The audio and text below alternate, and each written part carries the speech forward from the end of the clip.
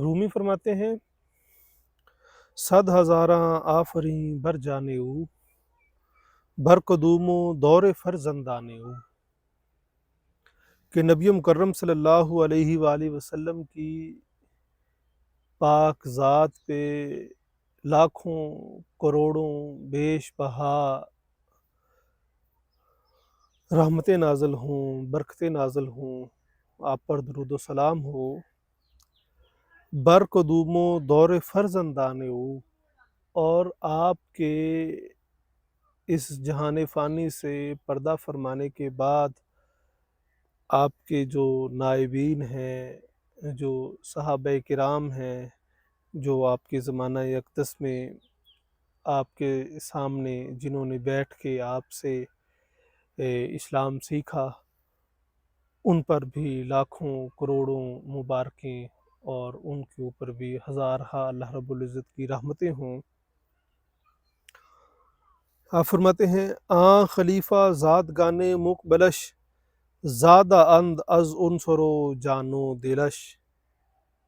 کہ صحابہ کرام رضوان اللہ علیہم اجمعین آپ صلی اللہ علیہ وآلہ وسلم کے وہ با اقبال شہزادے ہیں، آپ صلی اللہ علیہ وآلہ وسلم کے وہ با اقبال نائبین ہیں، وہ جانشین ہیں جنہوں نے آپ کی نیابت اختیار کی، خلفائے راشدین مہدیین جنہوں نے اسلام کو پوری دنیا میں پھیلایا،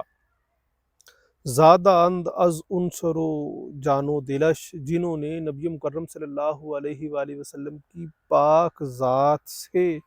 آپ کے وجود اطہر سے روحانیوں جسمانی فیضان حاصل کیے، کہ اگر ان کو زہری غذا کی ضرورت پیش آئی تو انہوں نے وہ بھی نبی مکرم صلی اللہ علیہ وآلہ وسلم کی پاک بارگاہ سے حاصل کی، اور آپ صلی اللہ علیہ وآلہ وسلم نے ان کو وہ عطا فرمایا، اور جو روحانی میراث تھی، اللہ رب العزت کے پیغام کی میراث تھی، وہ بھی انہوں نے نبی مکرم صلی اللہ علیہ وآلہ وسلم سے حاصل کی، اور وہ سینہ بسینہ آپ نے ان تک پہنچائی۔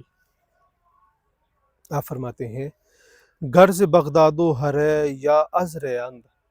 وہ آپ کے با اقبال شہزادے، وہ آپ کے با اقبال جانشین، وہ آپ کے با اقبال نائبین، خلفائے کرام، صحابہ کرام رضوان اللہ علیہم اجمعین، وہ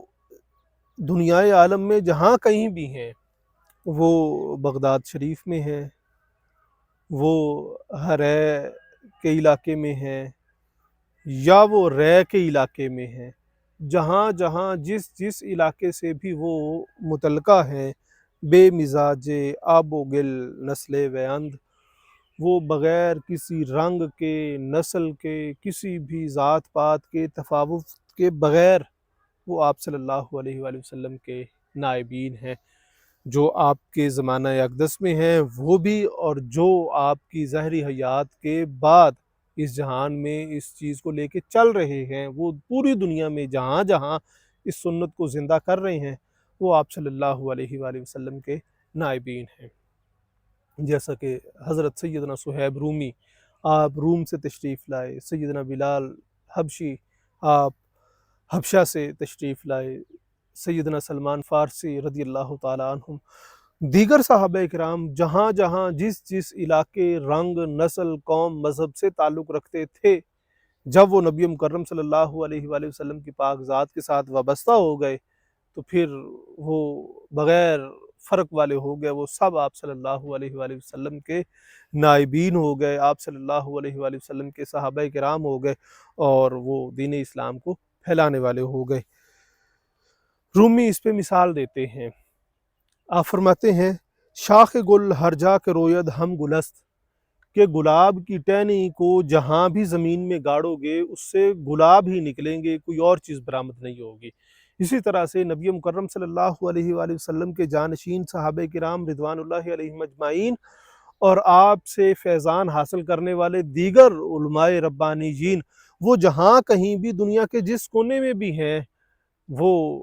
رسول مکرم صلی اللہ علیہ وآلہ وسلم کا پیغام پہنچانے والے ہیں، اور وہ نبی مکرم صلی اللہ علیہ وآلہ وسلم کے نائبین ہیں، جانشین ہیں اور وارث ہیں۔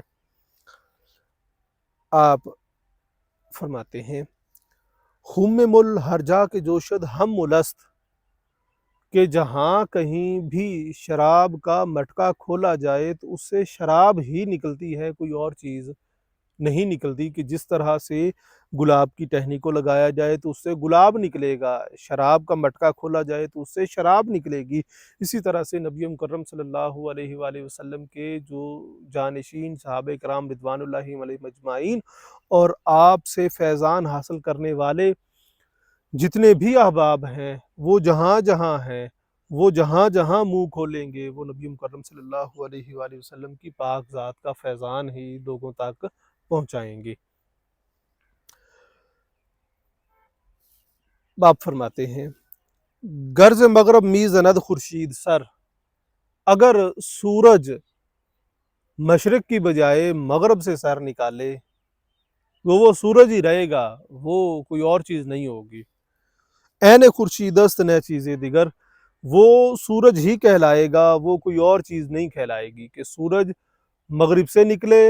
مشرق سے نکلے، جہاں سے بھی وہ سر نکالے گا وہ سورج ہی کہلائے گا، اس کو کوئی اور نام نہیں دیا جائے گا۔ اس طرح سے نبی مکرم صلی اللہ علیہ وآلہ وسلم کے دین پر پہرا دینے والے، وہ جہاں سے ہوں، جس علاقے سے ہوں، جس نسل سے ہوں، جس رنگ سے ہوں، وہ صحابہ کرام رضوان اللہ علیہم اجمعین ہیں، وہ اہل بیت عظام ہیں، وہ جو کوئی بھی ہیں، وہ نبی مکرم صلی اللہ علیہ وآلہ وسلم کے جانشین ہیں اور آپ کے فیضان کو آگے پہنچانے والے ہیں۔